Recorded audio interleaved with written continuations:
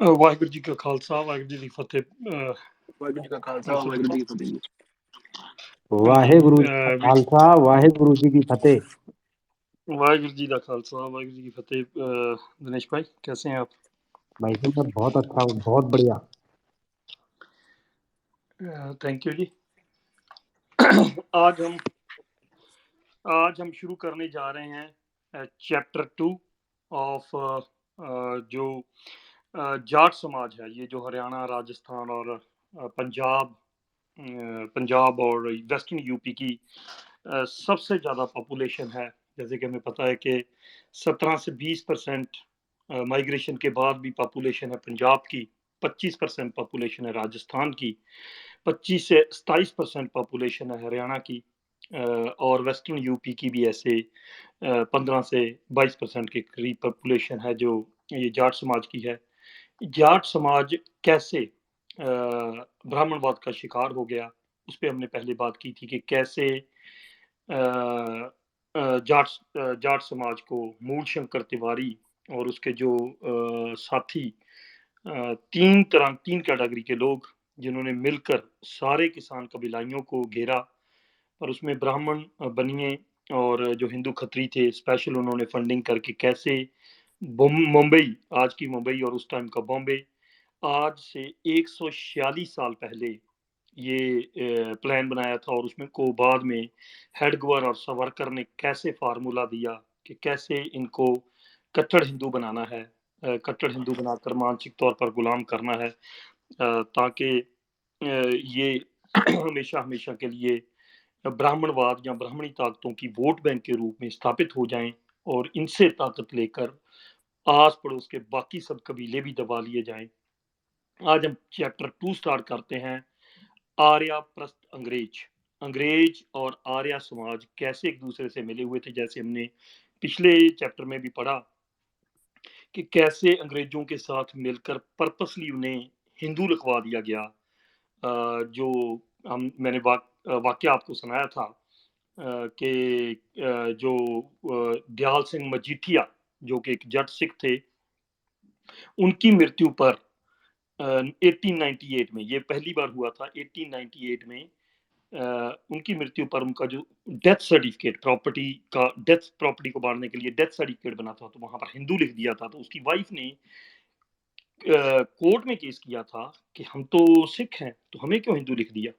तो इस पर काफी चलने के बाद उनको हिंदू का ही सर्टिफिकेट दिया गया, क्योंकि आर्य समाजी जो थे उस वक्त के अंग्रेजों के साथ मिले हुए थे। और उस फैसले के बाद भाई कान सिंह जी नाभा ने एक किताब लिखी थी, हम हिंदू नहीं, जो कि बहुत ही अहम किताब है उन लोगों के लिए जो फर्क समझना चाहते हैं कि कैसे सिख हिंदू नहीं है। हिंदू का मतलब होता है ब्राह्मण का मानसिक गुलाम, मतलब कि साइकोलॉजिकल गुलाम, जो ब्राह्मण का फुट सोल्जियर जिसे कहा जा सकता है। उसके पास ऊपरी कोई ताकत नहीं होती, पर जितना भी फुट सोल्जियर जिन लोगों से भी कोई काम करवाना होता है ब्राह्मणवाद में, तो वो होता है हिंदू। और सिखों ने जब इनकार किया था तो कैसे गवर्नमेंट के साथ मिलके, अंग्रेजों के साथ मिलके ये सारा काम किया। एक तरफ जब यहाँ पर लाला लाजपत राय और गांधी जैसे लोगों को भड़का रहे थे, सिखों को स्पेशली भड़का रहे थे कि तुम अंग्रेजों के खिलाफ लड़ो, या बाकी के भी जितने कबीलाई लोग थे उनको अंग्रेजों से लड़वा रहे थे। दूसरी तरफ आर्य समाज, जो कि कांग्रेस और आर्य समाज एक ही है, मैंने जैसे पहले आपको बताया अंदर से ये मिले हुए थे, कैसे वो अंग्रेजों की हेल्प कर रहा था। आज हम उस चैप्टर को करने जा रहे हैं। संयुक्त पंजाब में, जैसे मैंने पिछली बार आपको बताया था कि चौधरी छोटू राम जो एक जाट थे, जिनको सर छोटू राम भी कहा जाता है, और मियाँ फजले हुसैन जो कि एक राजपूत मुस्लिम थे, दोनों ने मिलकर इन मनुवादियों के खिलाफ एक यूनियनिस्ट पार्टी नाम की पार्टी का गठन किया था, जो कि पंजाब पर 47 से पहले राज करती रही थी। पर गांधी और उसके जो साथी थे मुस्लिम लीग के, जिसको पाकिस्तान का सरबराह भी कहा जाता है, वो और सारे कैसे मिलकर एक साथ उन्होंने यूनिट काम किया इनको गिराने के लिए। और उसके बारे में हम फिर से बात करेंगे, पर आज आपको ये समझना होगा कि आर्य समाजी कैसे अंग्रेज परस्त थे और कैसे वो अंग्रेजों के साथ मिलकर काम कर रहे थे। संयुक्त पंजाब में चौधरी छोटू राम ने मियां फजल हुसैन के साथ मिलकर यूनियनिस्ट पार्टी का गठन किया और सन 1980 में तैयार हुए हेडगवर्थ वर्कर फार्मूले को तोड़ दिया। हेडगवर्थ वर्कर फार्मूला पिछली बार आपको बताया था, फिर से बता देता हूँ। हेडगवर्थ वर्कर फार्मूला ये था कि ब्राह्मण जो थे अंग्रेजों के यहाँ रहने तक ये कहते रहे थे, हम भी आर्य हैं, हम भी विदेश से आए हैं, तुम भी विदेश से आए हो, आओ मिलकर इन लोगों पर राज करें। पर जैसे ही अंग्रेजों ने एक कानून पास किया ब्रिटिश में कि अब औरतें जो हैं वो वोट दे सकती हैं, 30-35 साल के ऊपर की औरतें जो हैं वो वोट दे सकती हैं, तो जो डॉक्टर हेडगवर थे उनको समझ आ गई कि एक ना एक दिन भारत में भी ये होगा, और तब ये भी मांग उठ सकती है, लोग ये भी मांग उठा सकते हैं कि अब विदेशी अंग्रेज भी यहाँ से चले गए तो विदेशी ये ब्राह्मण भी यहाँ से जाएं। उसको काउंटर करने के लिए उनके लिए जरूरी हो गया था कि जितनी भी आम जनमानस है उनको हिंदू बनाया जाए और फिर हिंदूकरण करके उसको वोट में इकट्ठा किया जाए, और वोट में इकट्ठा करके उन वोट में इकट्ठा करके ताकत जो है वो ब्राह्मणों के हाथ में ले ली जाए, क्योंकि किसी भी और ग्रुप के हाथ में ताकत नहीं जा सकती, क्योंकि हिंदू ग्रुप के ऊपर जो सबसे टॉप लेयर है वो ब्राह्मण है, तो ताकत घूम के ब्राह्मणों के हाथ में आ जाएगी। ये जो दोनों का फार्मूला था, ये एक मुस्लिम और एक हिंदू जो बाद में आर्य थे, आर्य फैमिली में पैदा हुए, पर उन्होंने बहुत काम किया आर्य समाज को तोड़ने का। चौधरी छोटू राम इन दोनों ने तोड़ दिया। हालांकि चौधरी छोटू राम ने अपना जीवन संघर्ष के शुरुआती दिनों में आर्य समाजी ही थे, क्योंकि आर्य समाज का प्रभाव गाहे बगाए जाटों में रहता ही है, लेकिन आर्य समाजी होने के बावजूद भी आर्य समाज एक शहरियों की संस्था है, ऐसा एक द्वंद उनके अंदर भीतर चलता रहता था कि पैदा वो आर्य समाजियां होए सी, आर्य समाजी बने भी सी, ਜਾਣੀ ਕਿ ਬਚਪਨ ਉਹਨਾਂ ਨੇ ਉਧਰ ਆਰਿਆ ਸਮਾਜ ਵਾਲੇ ਪਾਸੇ ਜਾਂ ਯੂਥ ਆਪਣਾ ਆਰਿਆ ਸਮਾਜ ਵਾਲੇ ਪਾਸੇ ਕੱਢਿਆ ਸੀ ਕਿ ਉਹਨਾਂ ਨੂੰ ਉਸ ਪਰਿਵਾਰ ਚ ਆਉਂਦੇ ਸੀ ਜਿੱਥੇ ਆਰਿਆ ਸਮਾਜ ਘੇਰ ਚੁੱਕਾ ਸੀ। ਇਸ ਕਰਕੇ ਸ਼ੁਰੂਆਤੀ ਦੌਰ ਦੇ ਵਿੱਚ ਉਹ ਵੀ ਆਰਿਆ ਸਮਾਜੀ ਸੋਚ ਰੱਖਦੇ ਸੀ, ਪਰ ਉਹਨਾਂ ਦੇ ਅੰਦਰ ਇੱਕ ਲੜਾਈ ਚੱਲਦੀ ਰਹਿੰਦੀ ਸੀ ਕਿ ਆਰਿਆ ਸਮਾਜ ਜਿਹੜਾ ਸੰਸਥਾ ਆ ਜਾਂ ਆਰਿਆ ਸਮਾਜ ਜਿਹੜਾ ਇੰਸਟੀट्यूशन है ये साडा नहीं हो सकता। इसकी वानगी यह है कि उनका ही दबाव था कि फरवरी सन 1913 में रोहतक में बने जाट संस्कृत वर्णकुलर हाई स्कूल में जाट शब्द उन्हीं के कारण जोड़ा गया था। रोहतक ਦੇ ਵਿੱਚ ਇਹਨਾਂ ਕੋਲੋਂ ਜ਼ਮੀਨ ਲੈ ਕੇ जाट समाज को लेके बनाए गए संस्कृत स्कूल, पहले तो समझने वाली बात है कि संस्कृत का हरियाणा से क्या लेना, पर वहां पर संस्कृत वर्णकुल हाई स्कूल खोला गया, उसमें उन्होंने जाट शब्द शामिल करवाया। अन्यथा आर्य समाजी जाट तो इस जाटों के चंदे से निर्मित इस स्कूल के नाम संस्कृत वरिष्ठ माध्यमिक विद्यालय रखना चाह रहे थे। जाट समाज को पैसा इकट्ठा करके बनाए गए इस स्कूल का नाम जिहड़ा आ संस्कृत वरिष्ठ माध्यमिक विद्यालय रखने लगे सी, पर चौधरी साहब छोटू राम ने, और आज स्पेशल दिन भी है, जो कोई भाई हमारा हरियाणा से या उधर से जुड़ा हुआ है तो उन्हें पता है कि आज ही के दिन पूरे हुए थे सर छोटू राम। सर छोटू राम आज इस दुनिया को छोड़ के चले गए थे, उन पर भी हम करेंगे बात। तो उन्होंने इसमें इसको जाटों से जोड़े रखने के लिए इसमें जाट शब्द लगवा दिया, लेकिन इस समय तक भी आर्य समाज के प्रति उनकी सोच पूर्णतः स्पष्ट नहीं हो पाई थी और उनका मन द्वंद में ही था। 1913 तक भी ਉਹਨਾਂ ਦੀ ਸੋਚ ਜਿਹੜੀ ਸੀ ਉਹ ਆਰਿਆ ਸਮਾਜ ਬਾਰੇ ਕਲੀਅਰ ਨਹੀਂ ਸੀ ਹੋ ਸਕੀ, ਪਰ ਉਹਨਾਂ ਦੇ ਦਿਲ ਦੇ ਅੰਦਰ ਇਹ ਗੱਲ ਚੱਲ ਰਹੀ ਸੀ कि आर्य समाज जिहड़ी है साडी संस्था नहीं। परंतु सन 1919 में राष्ट्रीय कांग्रेस के कलकत्ता में हुए वार्षिक अधिवेशन में जिसके सभापति लाला लाजपत राय थे ने सर छोटू राम के सारे द्वंद दूर हो गए और उन्हें आर्य समाज व कांग्रेस की सच्चाई समझ में आ गई। पर 1919 ਚ ਕਲਕੱਤਾ ਵਿੱਚ ਹੋਏ ਜਿਹੜਾ ਕਾਂਗਰਸ ਦਾ ਵਾਰਸ਼ਿਕ ਮਤਲਬ ਕਿ ਸਾਲਾਨਾ ਅਧਿਵੇਸ਼ਨ ਸੀ, ਉਹਦਾ ਸਭਾਪਤੀ ਮਤਲਬ ਕਿ ਮੇਨ ਚੀਫ ਗੈਸਟ ਕਿਹਨੂੰ ਬਣਾਇਆ ਗਿਆ? ਲਾਲਾ ਲਾਜਪਤ ਰਾਏ ਨੂੰ। ਇਹ ਜਦੋਂ ਬਣਿਆ ਤਾਂ ਉਹਨੂੰ ਸਾਰੀ ਜਿਹੜੀ ਉਹ ਗਏ ਸੀ ਚੌਧਰੀ ਛੋਟੂ ਰਾਮ ਵੀ ਉੱਥੇ, ਤੇ ਉਹਨਾਂ ਨੂੰ ਸਾਰੀ ਗੇਮ ਸਮਝ ਆ ਗਈ ਕਿ ਇਹ ਗੇਮ ਸਾਡੇ ਨਾਲ ਹੋਈ ਕੀ ਆ। ਜਾਟ ਸਮਾਜ ਦੇ ਨਾਲ ਆਰਿਆ ਸਮਾਜ ਤੇ ਕਾਂਗਰਸ ਨੇ ਮਿਲ ਕੇ ਕੀ ਕੀਤਾ, ਕਿਉਂਕਿ ਜਿਹੜਾ ਲਾਲਾ ਲਾਜਪਤ ਰਾਏ ਸੀ ਇਹ ਆਰਿਆ ਸਮਾਜੀ ਸੀ ਤੇ ਆਰਿਆ ਸਮਾਜੀ ਕਹਿੰਦੇ ਸੀ ਕਿ ਅਸੀਂ ਕਾਂਗਰਸ ਦੇ ਖਿਲਾਫ ਹਾਂ, ਪਰ ਜਦੋਂ ਕਲਕੱਤਾ 'ਚ ਇਹਨਾਂ ਦਾ ਅਧਿਵੇਸ਼ਨ ਕਰਵਾਇਆ ਤੇ ਲਾਲਾ ਲਾਜਪਤ ਰਾਏ ਜਿਹੜਾ ਹੈ ਉਹ ਚੀਫ ਗੈਸਟ ਤੌਰ ਤੇ ਉੱਥੇ ਪਹੁੰਚਿਆ ਤੇ चौधरी छोटू राम ਨੂੰ सारी गल समझ आ गई। चौधरी छोटू राम ने सन 1960 में रोहतक में कांग्रेस पार्टी की स्थापना की थी और वो रोहतक कांग्रेस के संस्थापक अध्यक्ष थे। तो जिला कांग्रेस के प्रधान की ही हैसियत से उन्होंने सन 1919 के कांग्रेस अधिवेशन में भाग लिया था। 1916 ਦੇ ਵਿੱਚ ਛੋਟੂ ਰਾਮ ਨੇ ਬਣਾਈ ਸੀ, ਕਾਫੀ ਵੱਡਾ ਲੀਡਰ ਸੀ ਇਹ, ਇੰਨੇ ਹੀ ਰੋਹਤਕ ਦੇ ਵਿੱਚ ਕਾਂਗਰਸ ਬਣਵਾਈ ਸੀ ਤੇ ਕਾਂਗਰਸ ਦਾ ਪ੍ਰਧਾਨ ਵੀ ਬਣਿਆ ਤੇ ਇਸੇ ਪ੍ਰਧਾਨ ਹੋਣ ਦੇ ਨਾਤੇ 1919 ਦੇ ਜਿਹੜਾ 1919 ਚ ਅਧਿਵੇਸ਼ਨ ਹੋਇਆ ਸੀ ਉਹਦੇ ਵਿੱਚ दाखिला ਲੈਣ ਗਿਆ ਸੀ ਤੇ ਉੱਥੇ ਇਹਨੇ देखा इस समय पंजाब के जितने भी बड़े बड़े आर्य समाजी नेता थे वो सभी कांग्रेसी थे। तो इस कारण से कांग्रेस और आर्य समाज में अंतर नहीं आता था। संदर्भ चंद्रनाथ योगी संभल कर चलो 1967 पेज 168। ਇਹਦੀ ਚੌਧਰੀ ਸਾਹਿਬ ਨੂੰ ਵੀ ਇੱਥੇ ਪਤਾ ਲੱਗ ਗਿਆ ਤੇ ਇਹਦੀ ਸਾਨੂੰ ਇੱਕ ਰੈਫਰੈਂਸ ਵੀ ਮਿਲਦੀ ਆ। ਰੈਫਰੈਂਸ ਕਿੱਥੋਂ ਮਿਲਦੀ ਆ? महंत चंद्रनाथ योगी की लिखी हुई किताब संभल कर चलो 1967 प्रिंट जी हुई सी पेज नंबर 168 ते भी कि किस तरीके नाल एक पासे कांग्रेस ते आर्य समाजी अलग अलग लगते ने पर अंदर खाते एक ने, क्योंकि ज्यादातर जिहड़े कांग्रेसी ने उही आर्य समाज के लीडर ने। उहदा पूरा बायोडाटा दिता है महंत चंद्रनाथ योगी की उस किताब दे विच संभल कर चलो जो 1967 में प्रिंट हुई है पेज नंबर 168। इस कलकत्ता अधिवेशन में महात्मा गांधी ने सरकार से असहयोग करने और असहयोगात्मक आंदोलन चलाने का प्रस्ताव रखा। प्रस्ताव की मुख्य बातें थी सभी भारतीय अंग्रेज सरकार द्वारा दी हुई उपाधियां तथा अलंकार वापस लौटा दें, विद्यार्थी स्कूल और कॉलेजों का बहिष्कार कर दें और किसान सरकार को मालियाना देना बंद कर दे। महात्मा गांधी इत्थे आया होया सी ਤੇ ਮਹਾਤਮਾ ਗਾਂਧੀ ਨੇ ਇੱਥੇ ਆ ਕੇ ਇਹ ਗੱਲ ਕਹਿ ਦਿੱਤੀ ਕਿ ਇਹ ਪ੍ਰਸਤਾਵ ਰੱਖ ਦਿੱਤਾ ਕਿ ਆਪਾਂ ਹੁਣ ਅਸਹਿਯੋਗ ਅੰਦੋਲਨ ਚਲਾਉਣਾ। ਅਸਹਿਯੋਗ ਅੰਦੋਲਨ ਦਾ ਮਤਲਬ ਹੁੰਦਾ ਵੀ ਹੁਣ ਆਪਾਂ ਸਾਥ ਨਹੀਂ ਦੇਣਾ ਸਰਕਾਰ ਦਾ। ਤੋ ਸਰਕਾਰ ਦਾ ਸਾਥ ਕਿੱਦਾਂ ਨਹੀਂ ਦੇਣਾ ਕਿ ਜਿੰਨੀਆਂ ਵੀ ਕਿਸੇ ਨੂੰ ਅੰਗਰੇਜ਼ ਸਰਕਾਰ ਨੇ ਕੋਈ ਡੀਸੀ ਐਸਡੀਐਮ ਜਾਂ ਕੁਝ ਵੀ ਲਾਇਆ ਹੋਇਆ ਆ ਉਹ ਸਾਰੇ ਉੱਥੋਂ ਛੱਡ ਦਿਓ ਨੌਕਰੀਆਂ।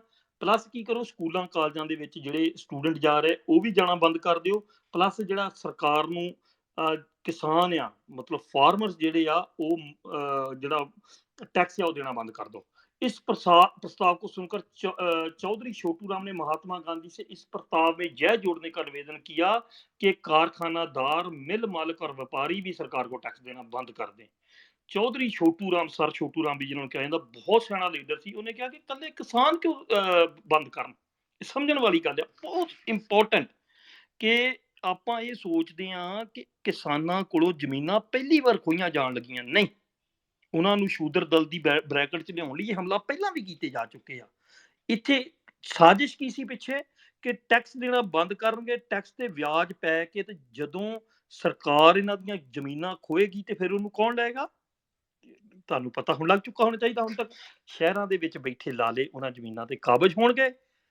ਪਰ ਛੋਟੂ ਰਾਮ ਬਹੁਤ ਸਿਆਣਾ ਸੀ, ਉਹਨੇ ਉੱਠ ਕੇ ਉੱਥੇ ਗੱਲ ਕਹੀ ਕਿ ਜਿੱਥੇ ਕਿਸਾਨ ਕਰ ਦੇਣਾ ਬੰਦ, ਟੈਕਸ ਦੇਣਾ ਬੰਦ ਕਰਨ, ਉੱਥੇ ਜਿਹੜੀਆਂ ਕਾਰਖਾਨਿਆਂ ਦੇ ਮਾਲਕ ਨੇ ਜਾਂ ਮਿੱਲਾਂ ਦੇ ਮਾਲਕ ਨੇ ਜਾਂ ਵਪਾਰੀ ਨੇ ਇਹ भी सरकार को टैक्स देना बंद कर दें। चौधरी छोटू राम के इस प्रस्ताव को सुनकर गांधी जी भड़क उठे और कहने लगे कि व्यापारी वर्ग और पूंजीपति सरकार का टैक्स देना बंद नहीं कर सकते क्योंकि यह वर्ग प्रत्येक सरकार का पिछलग्गू है।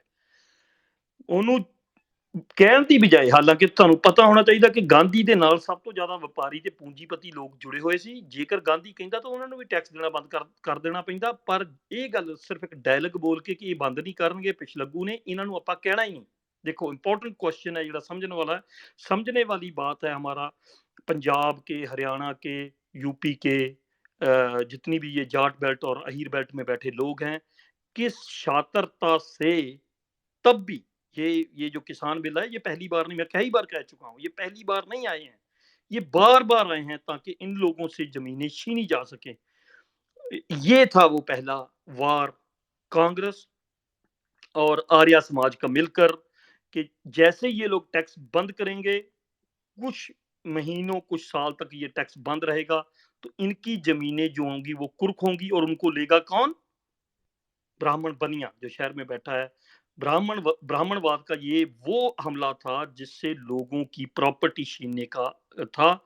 पर जब सर छोटू राम जैसे समझदार लीडर ने उठ के कहा कि अगर किसान बंद करे तो ऐसा क्यों नहीं करते कि व्यापारी जो मिल के मालिक हैं वो सब के सब सारा देश बंद करे तो ही बात बनेगी। तो गांधी उन पर भड़क उठे और कहा ऐसा नहीं कर सकते। पर बहुत समझदार लीडर थे, आगे आपने देखना है कि उन्होंने क्या किया फिर आगे। केवल किसान वर्ग ही सरकार के विरुद्ध बगावत कर सकता है। तो गांधी ने कहा कि केवल किसानों को सरकार के विरुद्ध बगावत वो कर सकते हैं और उनको ही करनी चाहिए, बाकियों को आराम से अपना कारोबार करना चाहिए। इस पर सर चौधरी छोटू राम ने प्रस्ताव का विरोध किया। मोहम्मद अली जिन्ना ने भी प्रस्ताव का विरोध किया था, परंतु कांग्रेसियों के इस अधिवेशन में अकेले चौधरी छोटू राम क्या कर सकते थे। प्रस्ताव बहुमत से पारित हो गया। ਸਾਰੇ ਕਾਂਗਰਸੀਆਂ ਚ ਘਿਰੇ ਤੇ ਮੁਸਲਮਾਨਾਂ ਨੇ ਵੀ ਪਹਿਲਾਂ ਉਹਦਾ ਵਿਰੋਧ ਕੀਤਾ ਸੀ, ਪਰ ਬਾਅਦ ਦੇ ਵਿੱਚ ਕੱਲੇ ਛੋਟੂ ਰਾਮ ਰਹਿ ਗਏ। ਕੱਲੇ ਛੋਟੂ ਰਾਮ ਦੇ ਵਿਰੋਧ ਕਰਨ ਦੇ ਬਾਵਜੂਦ ਇਹ ਜਿਹੜਾ ਪ੍ਰਸਤਾਵ ਆ ਇਹ ਪਾਸ ਹੋ ਗਿਆ ਤੇ ਇਹਦੇ ਕਰਕੇ ਹੋਇਆ ਸੀ ਅਸਹਿਯੋਗ ਅੰਦੋਲਨ ਕਿ ਜਿੰਨਾ ਵੀ ਕਿਸਾਨ ਸਮਾਜ ਆ ਉਹ ਟੈਕਸ ਦੇਣਾ ਬੰਦ ਕਰ ਦੇਣ ਤੇ ਜਿੰਨੇ ਵੀ ਕਾਰਖਾਨੇਦਾਰ ਜਾਂ ਦੂਜੇ ਲੋਕ ਟੈਕਸ ਦੇ ਕੇ ਆਪਣਾ ਬਿਜ਼ਨਸ ਕਰਦੇ ਰਹਿਣ। ਜਦੋਂ ਇਹਨਾਂ ਦੀਆਂ ਜ਼ਮੀਨਾਂ ਕੁਰਕ ਹੋਣਗੀਆਂ ਤੇ ਆਪੇ ਹੀ ਬ੍ਰਾਹਮਣ ਬਣੀਆਂ ਇਹਨਾਂ ਦੀਆਂ ਜ਼ਮੀਨਾਂ ਦਾ ਮਾਲਕ ਬਣ ਜਾਏਗਾ। ਪਰ ਸਰ ਛੋਟੂ ਰਾਮ ਇਕੱਲਾ ਰਹਿ ਗਿਆ ਸੀ ਕਿ ਜਿਨੇ ਇਹਦਾ ਵਿਰੋਧ ਕੀਤਾ ਸੀ। ਇਹ ਉਹ ਸੱਟ ਸੀ, ਸਰ ਛੋਟੂ ਰਾਮ ਨੂੰ ਗੇਮ ਸਮਝ ਆ ਗਈ ਸੀ। ਅੱਜ ਵੀ ਲੋਕ ਸਰ ਛੋਟੂ ਰਾਮ ਨੂੰ ਜਿਹੜੇ ਹਰਿਆਣੇ 'ਚ ਜਾਂ ਯੂਪੀ 'ਚ ਪੜ੍ਹਦੇ ਨੇ ਉਹ ਅੱਜ ਵੀ ਜਾਗ ਨਹੀਂ ਸਕੇ। ਸਰ ਛੋਟੂ ਰਾਮ ਇੱਕ ਬਹੁਤ ਵਧੀਆ ਗੱਲ ਕਿਹਾ ਕਰਦੇ ਸੀ, ਬਹੁਤ ਹੀ बढ़िया बात कहा करते थे। ऐ बोले किसान मेरी दो बातें ले मान, एक बोलना ले सीख और दूसरा दुश्मन को पहचान। तो ये वो अधिवेशन था जिसमें सर छोटू राम जो 1919 में ये गांधी, लाला लाजपत राय और दूसरे सारे कांग्रेसियों ने कलकत्ता में कराया था। तो सर छोटू राम दुश्मन को पहचान चुके थे और वापस आके जो उन्होंने किया वो आप जानेंगे कि उनका फिर बहुत समझदार लीडर थे। एक ही लीडर ने खड़े होकर विरोध कर दिया था कि अकेले किसान को इस बलि का बकरा मत बनाओ। पर भगत सिंह लोग और दूसरे तीसरे जो लोग थे फिर भी शिकार हो गए। मैं फिर से कहता हूं हमारा युवा लोग जो आज भी है वो इन पखंडियों का शिकार हो जाता है, ब्राह्मणवाद का शिकार हो जाता है। उसमें भगत सिंह जैसे जो काबिल लीडर थे वो भी शिकार हो गए, जबकि सर छोटू राम समझ चुके थे कि यह ब्राह्मण बनिया क्लास की वो चाल है जिससे किसान समाज जो है वो पिट कर रह जाएगा। क्योंकि 1-2 साल टैक्स नहीं उतारते तो जमीनें के साथ साथ जमीनें कुर्क होने के साथ साथ लेता उनको कौन? लेता उनको ब्राह्मण और बनिया। कलकत्ता कांग्रेस अधिवेशन से वापस लौटकर छोटू राम भारी उलझन में पड़ गए। वे 3 दिन तक एकांत में रहकर गांधी के असहयोग आंदोलन पर विचार करते रहे। उस समय पंजाब के राजस्व कानून के अनुसार कृषि लगान का कोई भी अंश रोकने पर किसान की सारी भूमि जब्त कर ली जाती थी। गांधी और लोग ब्राह्मण बनिए लाला लाजपत राय जैसे जानते थे, सब कुछ जानते थे कि होने क्या जा रहा है। तो इस अधिवेशन से जब सर छोटू राम वापिस आए तो 3 दिनों तक उन्होंने अकेले रहकर इस असहयोग आंदोलन पर विचार किया। कानून क्या था उस वक्त पंजाब में, जो बड़ा पंजाब था जिसमें हरियाणा भी है और ये पंजाब और पाकिस्तान वाला पंजाब भी था। इसमें कानून था कि अगर आप कृषि लगान का को पूरा रोकते हैं या उसका थोड़ा अंश भी रोकते हैं तो आपकी जो जमीन है वो जब्त कर ली जाती, जिसको कुर्की बोलते हैं आज तक, वो कर ली जाती थी टैक्स ना देने की सूरत में। तो सर छोटू राम समझ चुके थे कि जो किसान वर्ग है इसको ये ब्राह्मण बनियों ने घेर लिया है। इस कानून के कारण उन्हें आंदोलनरत किसानों का सर्वनाश नजर आया। अगर ये कानून था और किसान अब आंदोलन करते टैक्स ना देने का तो उन्हें क्लियर कट पता चल गया था कि ये सारे के सारे किसान समाज का सर्वनाश है। क्योंकि ब्राह्मण बनिए अपना बिजनेस बंद नहीं कर रहे, वो पैसा कमाएंगे, इनकी जमीनें जब्त होंगी टैक्स ना देने की वजह से, तो ये जमीनें सीधी चली जाएंगे कुर्की में और कुर्की में उनको ब्राह्मण बनिए खरीद कर वो बड़े बड़े जागीरदार बन जाएंगे।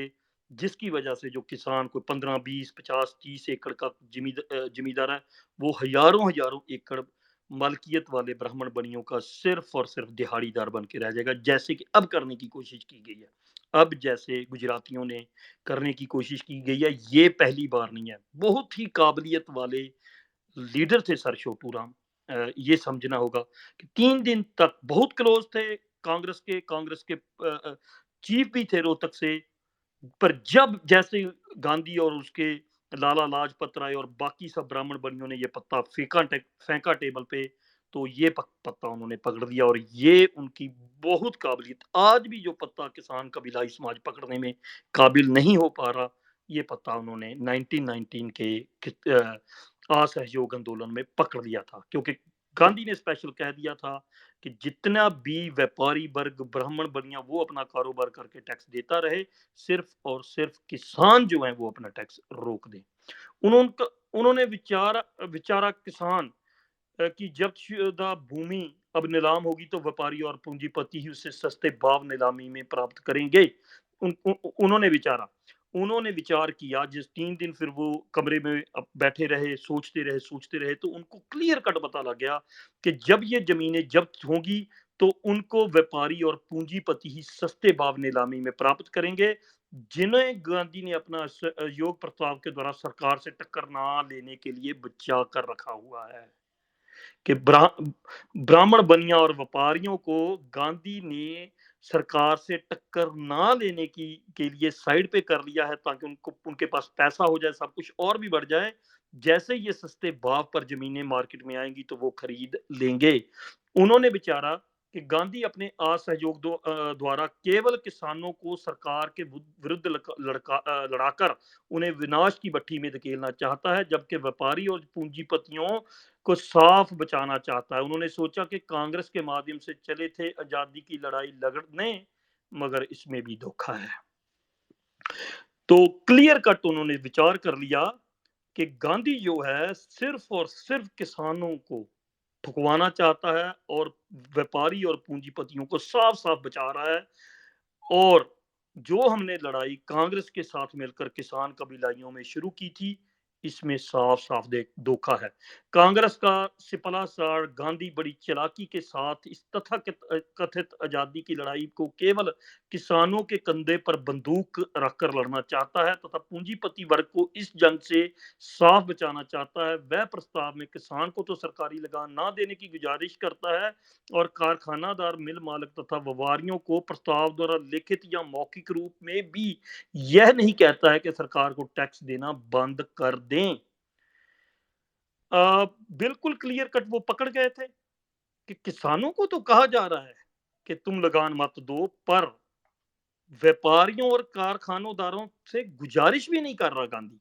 ये गांधी जो है जो खुद बनिया था, ये कितनी शातिरता से किसानों को तो कह रहा है कि तुम टैक्स बंद करो और तुम्हारी जमीनें जब्त हो, पर उन कारखानेदार या मिलों वाले मालिकों को कह भी नहीं रहा। वैसे भी नहीं कह रहा, क्योंकि बहुत से आप जानते होंगे कि बहुत से कारखानेदार, मिल मालिक ये भी गांधी के साथ थे, पर उनको उसने कहा भी नहीं था। तो ये सारी चीज जो थी मंथन के बाद वो पकड़ गए थे। उन्होंने पूरे विचार मंथन के बाद कांग्रेस पार्टी से त्याग पत्र दे दिया और गांधी के असहयोग आंदोलन का डटकर विरोध किया। इस प्रकरण से छोटू राम जी का कांग्रेस से ही मोह भंग नहीं हुआ, वरन कांग्रेस की बहन आर्य समाज संस्था से भी मोह भंग हो गया और आर्य समाज के प्रति उनके मन की दुविधा हमेशा के लिए दूर हो गई।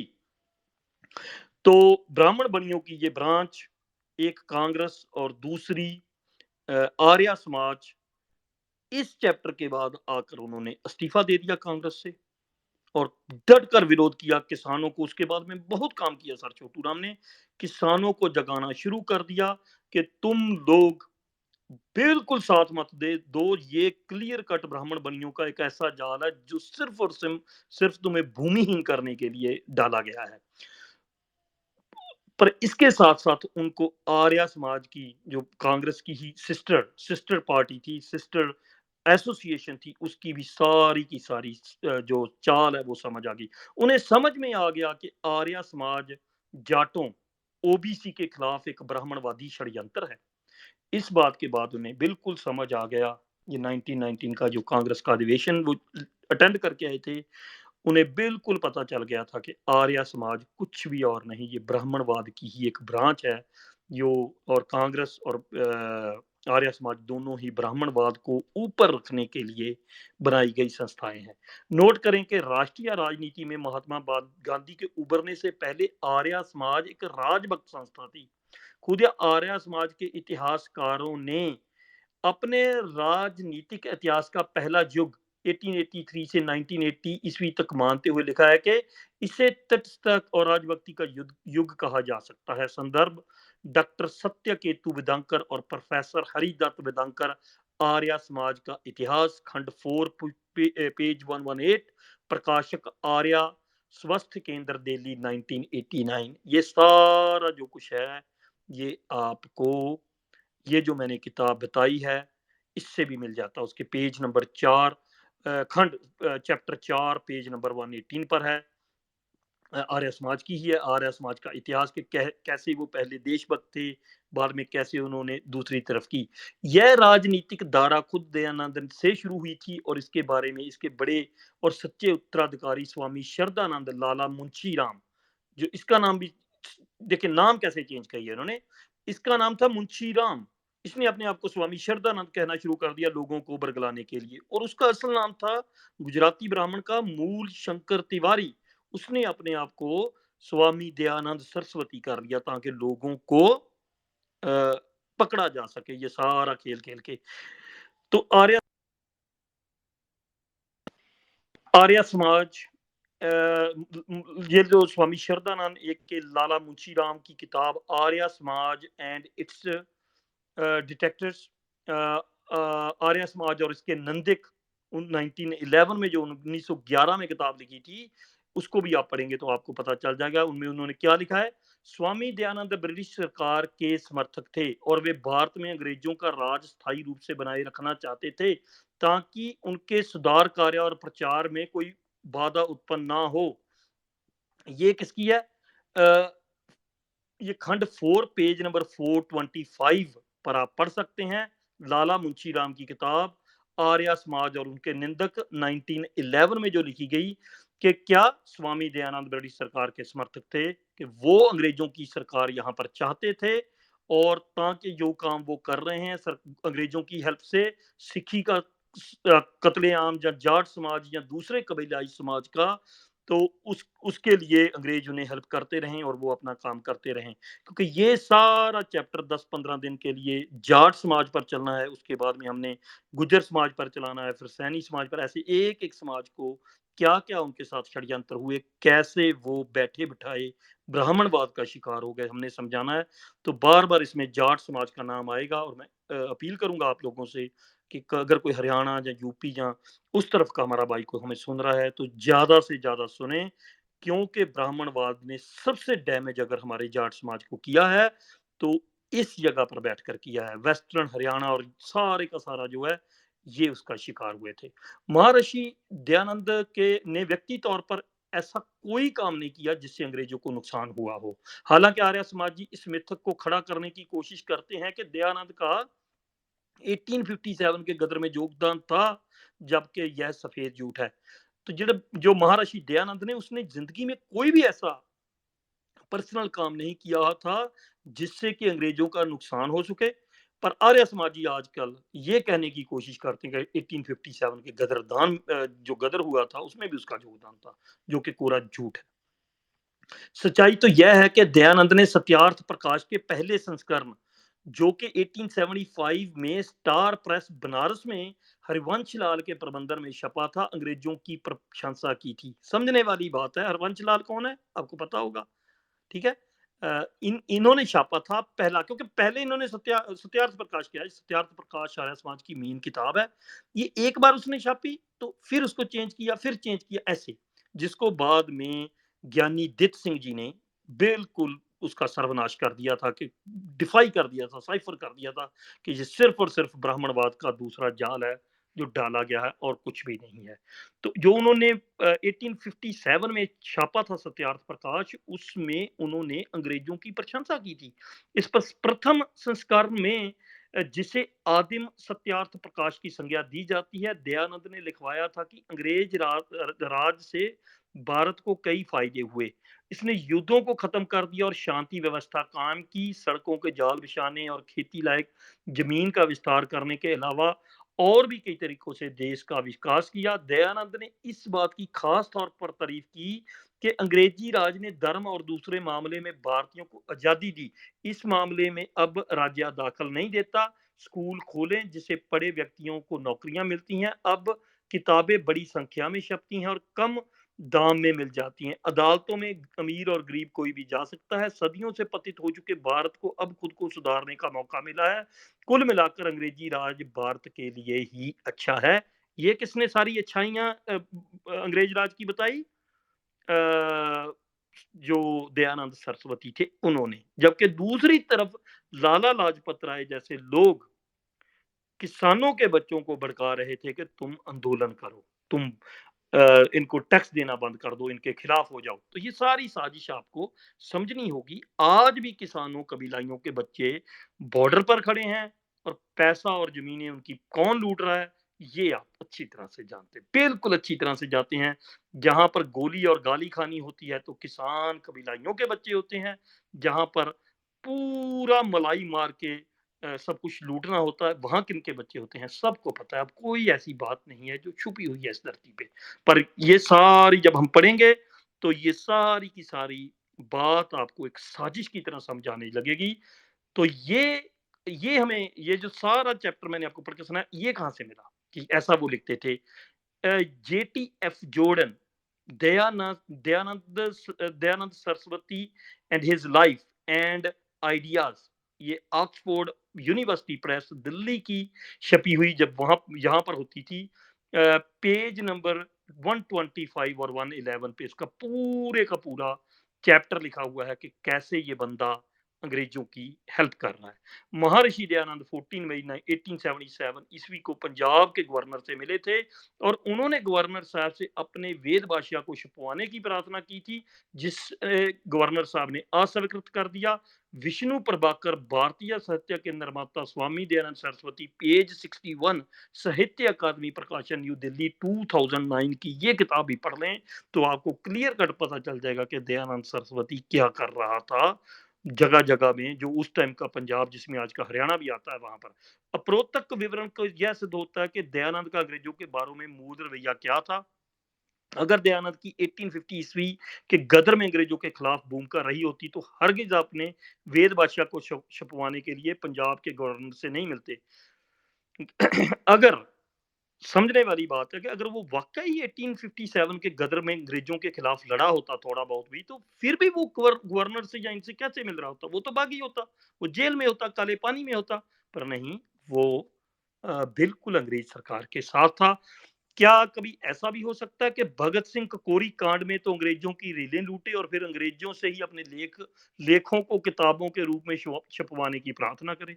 एग्जाम्पल दिया है उसने कि भगत सिंह ने जो ककोरी कांड किया था उसमें ऐसा भी हो सकता है कि एक तरफ वो उनको लूट रहा है, उनको तोड़ रहा है उनकी सरकार को, और दूसरी तरफ उनसे हाथ भी मिला रहा है। ऐसा नहीं होता, ये सिर्फ और सिर्फ भ्रम था जो लोगों को दो अलग पार्टी, एक तरफ आर्य समाज उधर मिला हुआ था, एक तरफ कांग्रेस किसान कबीलाइयों को भड़का रही थी कि तुम जंग करो, तुम नुकसान करवाओ। बिल्कुल आज वाला सीन, बिल्कुल आज वाला सीन है। समझने वाले बच्चे समझ गए, बाकी नहीं समझे वो कल को समझ जाएंगे कि जितना भी हमारा ओबीसी एससी एसटी समाज है उनकी जो भाग्यदारी है डिसीजन मेकिंग जॉब्स में या डिसीजन मेकिंग कुर्सियों पर, चाहे वो सरकार में हो, चाहे ब्यूरोक्रेसी में हो, चाहे जुडिशरी में हो, सभी जगह पर ना के बराबर है। पर जहां पर गोली और गाली है वहां पर हमारा समाज भरा पड़ा है। तब भी हम हमारे लोग मारे जा रहे थे, आज भी मारे जा रहे हैं और पॉलिसी वही है, पॉलिसी चेंज नहीं हुई। सच्ची बात तो यह है कि दयानंद ने 1875 ईस्वी के सत्यार्थ प्रकाश में अंग्रेजों की जो चाटुकारिता की थी उसके इवज में वे अपने वेद भाषा को अंग्रेजों से छिपवाना चाहते थे। इसलिए वे 1877 ईस्वी में पंजाब के गवर्नर से मिले थे। 1875 ਦੇ ਵਿੱਚ ਜਿੰਨੀ ਕੋ ਨੇ ਚਾਟੁਕਾਰਤਾ ਕੀਤੀ ਸੀ ਆਪਣੀ ਕਿਤਾਬ ਲਿਖਦਿਆਂ ਸਤਿਆਰਥ ਪ੍ਰਕਾਸ਼ ਉਹਦੇ ਬਦਲੇ ਵਿੱਚ ਉਹ ਛਪਾਉਣਾ ਚਾਹੁੰਦਾ ਸੀ। इसके इस प्रथम संस्करण में जिसमें दयानंद ने अंग्रेजों की प्रशंसा की थी, कुछ अशुद्धियां व त्रुटियां रह गई थी, इसलिए सत्यार्थ प्रकाश का दूसरा संस्करण 1880 1894 ईस्वी में छपवाना पड़े, जिसका आज तक पुनर्मुद्रण होता चला आ रहा है। ਜਿਹੜੀ ਉਹ ਕਿਤਾਬ ਸੀ ਉਹ ਬਿਲਕੁਲ ਝੂਠ ਫਰਾਡ ਦੇ ਵਾਂਗੂ ਲਿਖਤੀ ਸੀ ਕਾਲੀ ਦੇ ਵਿੱਚ, ਉਹਦਾ ਚੇਂਜ ਕਰਕੇ 1884 ਚ ਫੇਰ ਛਪਾਉਣੀ ਪਈ, ਤੇ ਜਿਹੜੀ ਅੱਜ ਤੱਕ ਫੇਰ ਰੀਰਾਈਟ ਕਰਦੇ ਜਾ ਰਹੇ ਆ, ਅੱਗੇ ਤੋਂ ਅੱਗੇ ਫੇਰ ਰੀਰਾਈਟ ਕਰਦੇ ਜਾ ਰਹੇ ਕਿ ਜਿੱਦਾਂ ਹੀ ਲੋਕਾਂ ਨੂੰ ਪਤਾ ਲੱਗ ਜਾਂਦਾ ਫੇਰ ਨਵੀਂ ਰੀਰਾਈਟ ਕਰਕੇ ਕਹਿ ਦਿੰਦੇ ਕਿ ਨਹੀਂ ਨਹੀਂ ਤੁਸੀਂ ਜਾਣਾ ਨਹੀਂ, हिंदू समाज ਨੂੰ ਛੱਡ ਕੇ नहीं जाना, ताकि ब्राह्मण की गुलामी ਜਿਹੜੀ ਆ ਲੋਕਾਂ ਦੇ मन चो ना निकल सके। इस प्रथम संस्करण में जिसमें दयानंद ने अंग्रेजों की प्रशंसा की थी, 1884 में दोबारा छपवाना पड़ा था। इस दूसरे संस्करण में दयानंद ने अंग्रेजों के बारे में अपने विचारों को पूरे तरीके से बदल लिया। इसमें दयानंद ने लिखना कोई कितना ही करे परंतु जो स्वदेशी राज्य होता है वह सर्वपर उत्तम होता है। उन्होंने लिखा मत मतांतर के अग्र आग्रह रहित और पैर पराये का पक्षपात शून्य प्रजा पर पिता माता के समान कृपा न्याय और दया के साथ विदेशियों का राज्य भी पूर्ण सुखदायक नहीं है। Page number 153 Satyarth Prakash. दयानंद ने यह बदली हुई पंक्तियां 1875 ईस्वी के संस्करण के लोक में ही लिखी कि उन्होंने इस पहले संस्करण में लिखवाया था कि अंग्रेजों ने भारत के लिए ये किया अथवा वो किया, तो दूसरे संस्करण में उन्होंने लिखवाया कि कोई कितना ही करे परंतु स्वदेशी राज्य सर पर उत्तम होता है। ਜਿਹੜੀ ਨਵੀਂ ਸੈਕੰਡ ਐਡੀਸ਼ਨ ਛਾਪਿਆ ਉਹਦੇ ਵਿੱਚ ਕਿਉਂਕਿ ਅੰਗਰੇਜ਼ਾਂ ਨੇ ਇਹਨੂੰ ਨਾ ਕਰ ਦਿੱਤੀ ਸੀ 1877 ਚ ਕਿ ਅਸੀਂ ਨਹੀਂ ਤੇਰਾ ਕੁਝ ਵੀ ਛਪਾਉਣਾ, ਤੇ 1877 ਤੋਂ ਬਾਅਦ ਫਿਰ ਜਿਹੜਾ ਦੂਜਾ ਕੱਢਿਆ 1875 ਵਾਲਾ, ਉਹਦੇ ਤੋਂ ਬਾਅਦ ਜਿਹੜਾ 1884 ਚ ਕੱਢਿਆ ਉਹਦੇ ਚ ਇਹਨੇ ਗੋਰਿਆਂ ਬਾਰੇ बुराई भी लिखनी शुरू कर दी।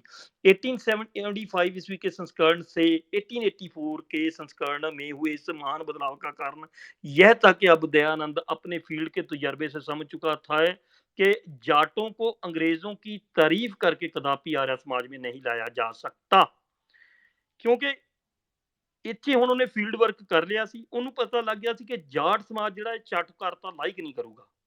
1875 ਦੀ ਜਿਹੜੀ ਸਤਿਆਰਥ ਪ੍ਰਕਾਸ਼ ਚ ਉਹਨੇ ਚਾਟੁਕਾਰਤਾ ਕੀਤੀ ਸੀ, ਉਹਨੇ ਦੇਖ ਲਿਆ ਕਿ ਜਾਟ ਸਮਾਜ ਉਹ ਤੋਂ ਪ੍ਰਭਾਵਿਤ ਨਹੀਂ ਹੋ ਰਿਹਾ, ਕਿ ਇਹ ਤਾਂ ਆਪ ਖੁਦ ਚਾਟੁਕਾਰ ਹੈ, ਤੇ 1884 ਚ ਉਹਨੂੰ ਚੇਂਜ ਕਰਨਾ ਪਿਆ क्योंकि उन्होंने देख लिया कि जाट समाज इसे लाइक नहीं करता चाटुकारिता, क्योंकि जाटों ने अभी कुछ वर्ष पहले ही सन 1857 की अंग्रेज विरोधी क्रांति में हिस्सा लिया था। 1857 ईस्वी के बाद के अंग्रेजों के अत्याचार उपजे गायब अभी ताजा ही थे। अंत अंग्रेजों की प्रशंसा करना राजनीतिक दृष्टि से सही नहीं था। बहुत ही शातिर ब्राह्मण था, बहुत ही शातिर ब्राह्मण था। वो समझ गया था कि 1857 में जो वो भी एक फ्रॉड किया था, वो भी एक फ्रॉड किया था, उस पर हम कभी बाद में बात करेंगे। पर चूंकि उसमें ये पंचायत जो थी हरियाणा और यूपी वाली, ये जो महापंचायत थी जाटों की, ये शामिल हो गई थी, तो अंग्रेजों ने इसको तोड़ दिया था बाद में। मैंने कल भी आपको बताया था, तोड़ दिया था। फिर जाटों पर जुल्म हुआ था, अंग्रेजों से वो भिड़ गए थे, उसकी वजह से उन्हें काफी जो दुख तकलीफ सहनी पड़ी थी। वो समझता था कि इतने विरोध के बाद कभी भी जाट मुझे पसंद नहीं करेंगे अगर उन्हें पता चल गया कि मैं चाटुकार हूं। अंत अंग्रेजों की प्रशंसा करना राजनीतिक दृष्टि से सही नहीं था। दूसरे संस्करण में दयानंद ने बेशक अपने विचार राजनीतिक तौर पर बदल लिए हों, लेकिन उन्होंने इस दूसरे संस्करण को लंदन से मशीन मंगवाकर छपवाया। संदर्भ डॉक्टर राम प्रकाश सत्यार्थ प्रकाश विमर्श, पेज नंबर 45। ये पेज नंबर 45 इस किताब पर लिखा हुआ है डॉक्टर राम प्रकाश सत्यार्थ। वो मशीन कहाँ से आई, क्या हुआ, वो सारा कुछ।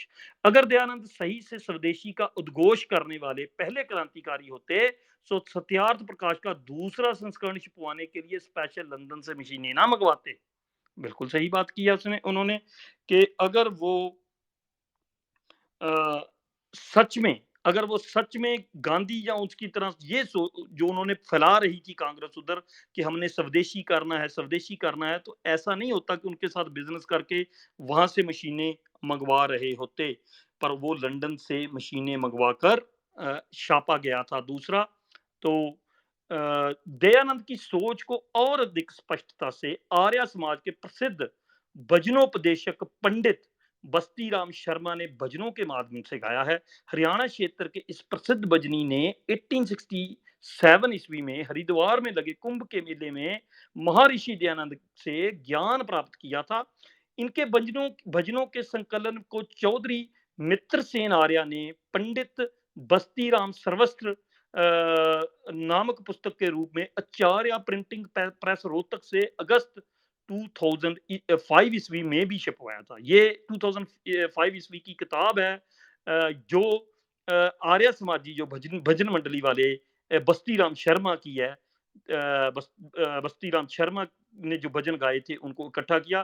पुस्तक में 532 पुष्ट हैं, पेज हैं। दयानंद के पक्के चेले पंडित बस्ती राम के भजनों के कुछ अंश इस प्रकार हैं, जो हमारे हरियाणा के जहाँ वहाँ के लोग हैं वो समझते होंगे। इन उन्होंने सुने भी होंगे ये भजन। सिर पर है अंग्रेजी राज, जॉर्ज पंचम से महाराज, पेज नंबर 372 पर है। लंदन विक्टोरिया महारानी, मलका शाने दूध और पानी, मलका सर्व प्रजा क्यों राखे भाई, राखे नैन पलक के नाई, जिसके कानून में थरवै पापी पाप कर नहीं पाए, बकरी शेर सदा लसानी, पीवे एक घाट पर पानी। ये पेज नंबर 377 पर लिखा हुआ है। अति उत्तम अंग्रेजी राज, खुल गया काशी में समाज। बात समझ गए होंगे भाई लोग कि अंग्रेज उन्हें हेल्प कर रहे थे आर्य समाज के लिए, पूरे का पूरा अंग्रेजों के साथ ये था। मैं हरप्रीत जी आपको, जहाँ मरौली जी आपको कोर्स की भेज रहा हूँ, अगर क्रैश हो गई तो प्लीज एक एक जन ऊपर आए और इसको संभाल लें। ये आपने जो मैं दे रहा हूँ आप सुनते चले जाएं। ये ऐसे बहुत से भजन हैं जो दयानंद के बारे में उनके ही चेलों ने गाए हैं। उनसे पता चल जाता है कि वो कैसे एक तरफ अंग्रेजों से थे, दूसरी तरफ वो किसान कबीलाई समाज को टैक्स ना देकर अपनी जमीनें कुर्क करवाने के लिए कह रहे थे, और वहीं पर जितना भी ब्राह्मण बनिया व्यापारी वर्ग था, पूंजीपति वर्ग था, उनको असहयोग आंदोलन से दूर रख के अपनी मनी सेव करने के लिए कह रहे थे। और जैसे ही सर छोटू राम की पकड़ में ये बात आई कि ये तो सीधा सीधा किसान कबीलाइयों की जमीनें छीनने का ट्रिक है, ये ट्रिक मारा जा रहा है, तो उन्होंने आकर बिल्कुल विरोध कर दिया इस बात का। अब आएंगे पेज नंबर 449 पर। दिए भजन में महाराजा जॉर्ज पंचम की प्रशंसा की, जिसे टेक है श्रेष्ठ राज अंग्रेजी रहो भारत में सदा। इसके अलावा एडवर्ड सप्तम के राज्याभिषेक पर सभी आर्य समाजियों ने अपने मंदिरों में दिवाली की रोशनी की और नगर कीर्तन के जुलूस निकाले। हैदराबाद दक्कन के आर्य समाजियों ने लॉर्ड कर्जन को अभिनंदन पत्र भेंट किया। लेडी कर्जन को इस सौभाग्य देश की नारियों के कल्याण के प्रति चिंतित बताया।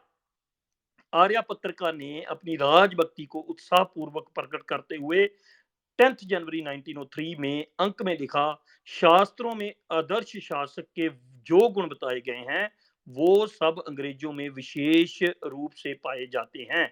संदर्भ आर्य समाज का इतिहास, खंड 4 मतलब चैप्टर 4 पेज 123, और वीरबार तलवार द्वारा लिखित पुस्तक हिंदू नवजागरण की विचारधारा 2001 पेज नंबर 87, प्रकाशन भारतीय उच्च अध्ययन संस्थान, राष्ट्रपति निवास शिमला। ये वहां से आप सारा कुछ पढ़ सकते हैं।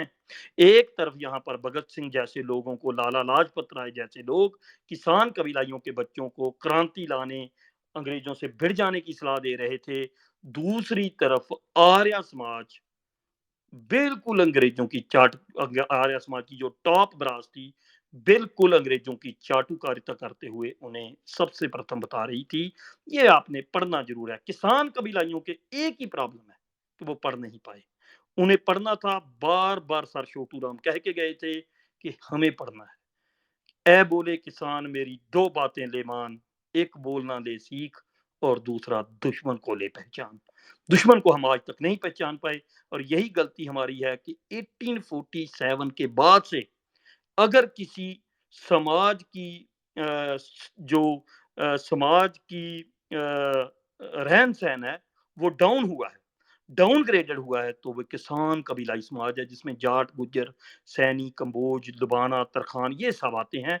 बाहर विदेशों में जाना पड़ा उन्हें, वहां से माइग्रेट करना पड़ा, जमीनें तंग कर दी गई उनके लिए, और उनका लगातार जो जीवन स्तर है वो गिरा है। जहां बाकी भारतीयों का उठा है, उसमें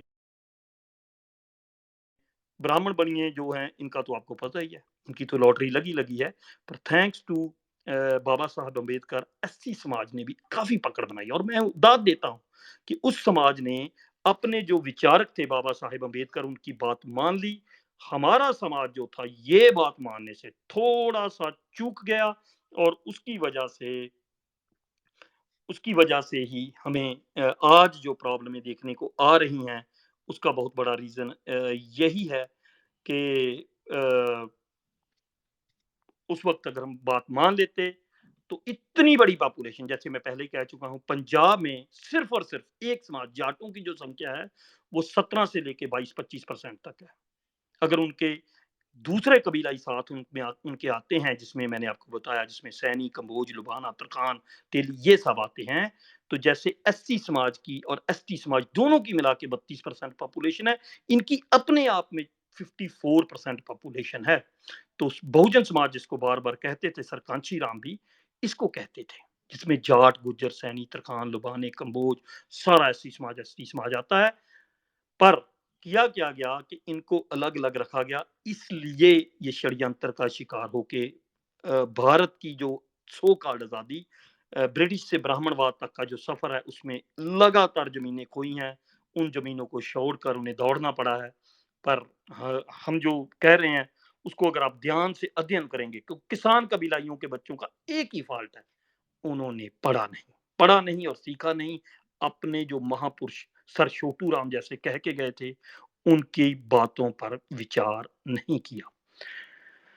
और आगे हम चलते हैं। इस तरह हम देखते हैं कि महात्मा गांधी के आगमन से पहले आर्य समाज का इतिहास राजभक्ति का इतिहास था, और उनका उद्देश्य जाटों को सिख धर्म धारण करने से रोकने का ही था, जिसमें यह पूर्णतः कामयाब भी हो गए थे। क्योंकि जाट समाज को बार-बार आप सुनेंगे, यहाँ पर ब्राह्मण या बनिए या राजपूत कोई भी आके पंजाब के जाटों पर हमला करते रहते हैं कि तुम सबसे ताकतवर हो गए, तुम सबसे ताकतवर हो गए, तुमने सिक्की को ताकत ले ली। तो मैं तो अपील करता हूँ, आज भी अपील करता हूँ, जो हरियाणा के जाट समाज के लोग हैं, अगर तुम्हें पता, ये लोग कह रहे हैं, मैं नहीं कह रहा, ये लोग कह रहे हैं कि सिक्खी तुम्हें ताकत दे रही है, तो तुम्हें रोका किसने है? तुम्हें हरियाणा के जाटों को, यूपी के जाटों को, राजस्थान के जाटों को रोका किसने है? उस तरफ तुम्हें चल निकलना चाहिए, जहाँ से तुम्हें ताकत आ रही है। आगे, पंजाब के इतिहास में महात्मा गांधी ने आर्य समाज के षड्यंत्र को एक नई दिशा दी। इस षड्यंत्र के तहत कांग्रेस और आर्य समाज ने जाटों और ओबीसी जातियों, आज हम ज्यादातर जाटों की बात कर रहे हैं, पर हम अकेली अकेली ओबीसी समाज की जातियों को पकड़ेंगे, किस किस नेता ने कहां पर उनको किया, आप जाके अध्ययन करेंगे तो आपको बिल्कुल पकड़ में बात आ जाएगी। तो महात्मा गांधी ने जो आर्य समाज के साथ मिलकर ये षड्यंत्र किया, उसमें जाटों और ओबीसी जातियों को अंग्रेजों के खिलाफ भड़काना शुरू कर दिया। उच्च वर्ग की योजना यह बनी कि जाटों और ओबीसी को अंग्रेजों से लड़वाकर बर्बाद किया जाए, और खुद अंग्रेजी राज में बीरबल टोडरमल बनकर फायदा उठाया जाए। और बिल्कुल ऐसा ही हुआ है, बिल्कुल ऐसा ही हुआ है, कुछ और नहीं हुआ।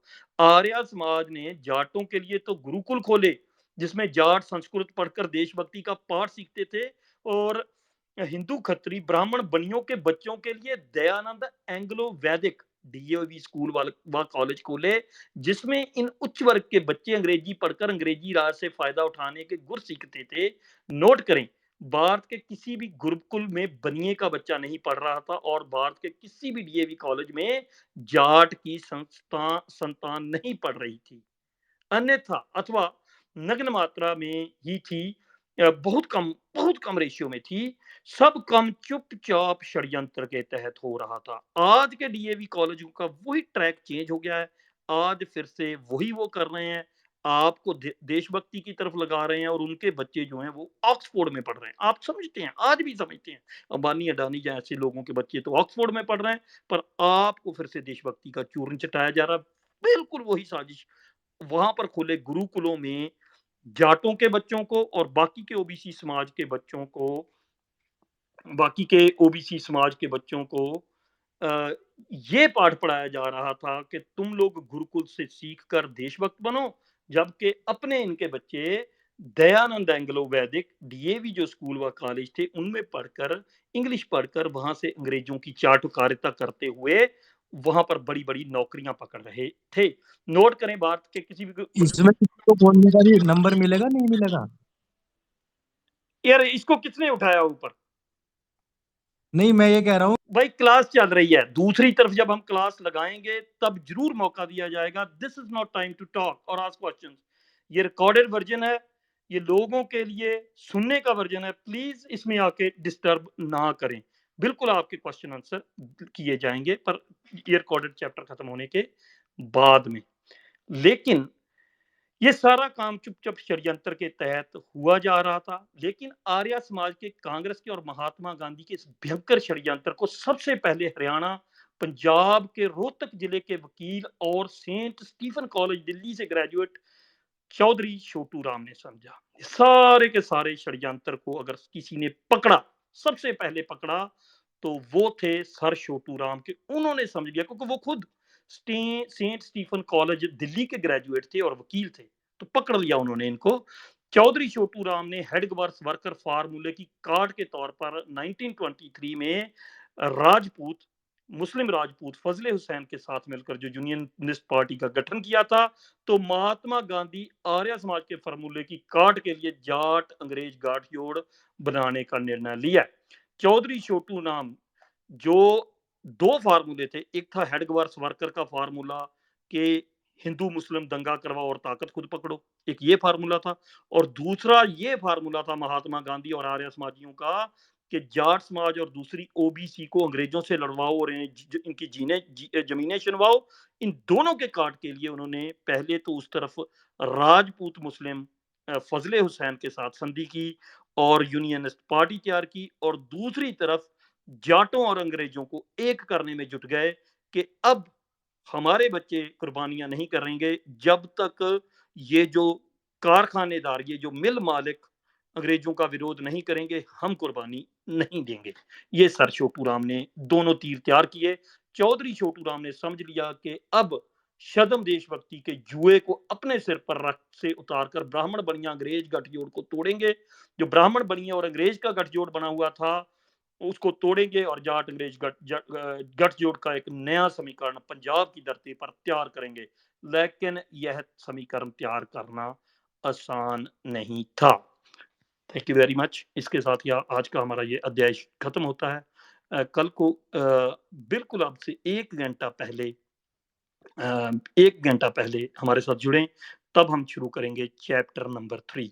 और जितने भी लोग सर छोटू राम को जानते हैं, आज बहुत ही बड़ा दिन है हमारे समाज के लिए सर छोटू राम के चले जाने का। वो सारी का सारा भी हम करेंगे, पर चूंकि ये रिकॉर्डेड है, ये सिर्फ और सिर्फ इन अध्यायों को, इन चैप्टर्स को सबूतों के साथ, पेजों के साथ हम कर रहे हैं, तो इसको आज हम यहीं स्थापित करते हैं। दूसरी तरफ हम रूम खोलेंगे, उसमें अगर किसी को कोई सवाल जवाब या और बातें किसी ने जाननी है, तो प्लीज उस रूम में जुड़ें और इन रिकॉर्डिंग्स को मेरे समाज, ओबीसी समाज में ज्यादा से ज्यादा पहुंचाएं, ताकि सर छोटू राम के रह गए काम को, अधूरे रह गए काम को हम अपने समाज को जगा के पूरा कर सके। Thank you very much ji.